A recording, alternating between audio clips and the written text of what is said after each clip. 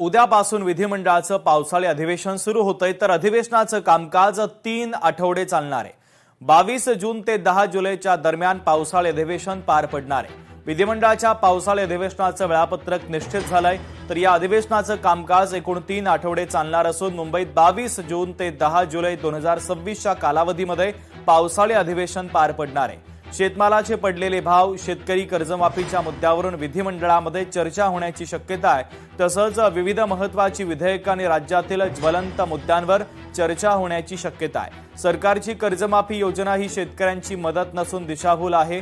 निवडणुकीपूर्वी 7/12 कोरा करू, संपूर्ण कर्जमाफी देऊ अशी आश्वासनं देऊन सत्तेमध्ये आलेल्या सरकारनं आता जाचक अटी लावून शेतकऱ्यांना कर्जमाफीपासून वंचित ठेवण्याचा प्रयत्न केलाय, असा आरोप विरोधकांकडून सातत्यानं केला जातोय आणि यावरून देखील या अधिवेशनामध्ये आता खडाजंगी होण्याची शक्यता आहे।